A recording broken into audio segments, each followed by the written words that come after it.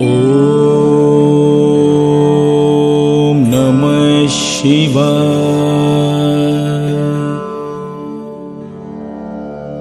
ఓం నమః శివాయ.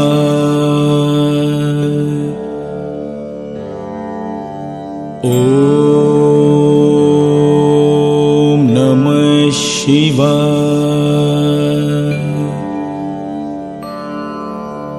ఓం నమః శివాయ.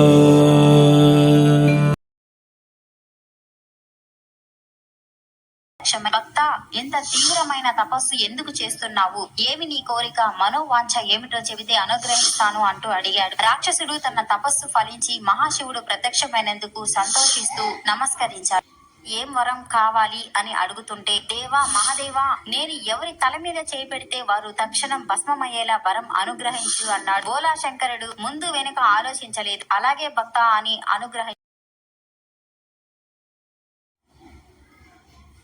అంటే వరం ప్రసాదించిన మహాశివుని తల మీద చేపెట్టి తన వరాన్ని పరీక్షించుకోవాలి అనుకున్నాడు. భస్మాసురుడి అంతరంగాన్ని గ్రహించిన బోలా శంకరుడు గత్యంతరం లేక శ్రీహరి మాత్రమే తనకు రక్షించగలడు అనుకుని వైకుంఠం పైకు పరుగు తీశాడు. భస్మాసురుడు శివుని వెంట పరుగులు తీస్తూ ఉన్నాడు.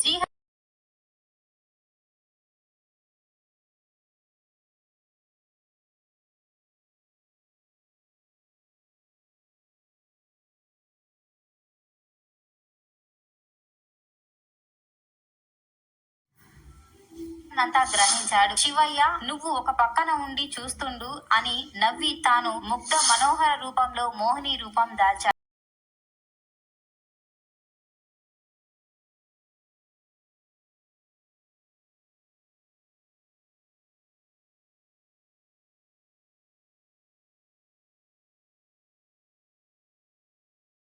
సాహసాలు నచ్చాయి, నిన్ను చేసుకుంటాను, అయితే ఒక షరతు అని చెప్పింది. చెప్పు, ఎంత కష్టమైన షరతు అయినా పర్వాలేదు అన్నాడు భస్మాసురుడు. అయ్యో, అంత కష్టమైందేమీ కాదు, నాకు నృత్యం అంటే చాలా ఇష్టం, నేను కొంతసేపు నాట్యం చేస్తాను, నువ్వు అచ్చం నాలాగా చేయగలిగితే చాలు, అప్పుడు నేనే నీ మెడలో వరమాల వేస్తాను అంది మోహిని. ఇదే వింత షరతు అనుకున్న భస్మాసురుడు నవ్వి సరే చెయ్యి అన్నాడు. మోహిని నృత్యం మొదలు పెట్టింది. భస్మాసురుడికి ఇనుమంత సందేహం కూడా రాలేదు. ఆమెను చూసి పరాదిస్తూ అనుసరించే ప్రయత్నంలో నిఘ్నమయ్యాడు. మోహిని నృత్యం చేసి చేసి చివరకు తన తల మీద చేయి పెట్టుకుంది. విచక్షణ కోల్పోయిన భస్మాసురుడికి వరం గురించి జ్ఞాపకమే లేదు. మోహినిని అనుసరించి తాను కూడా తన తలపై చేయి పెట్టుకున్నాడు. మరుక్షణం భస్మమైపోయాడు.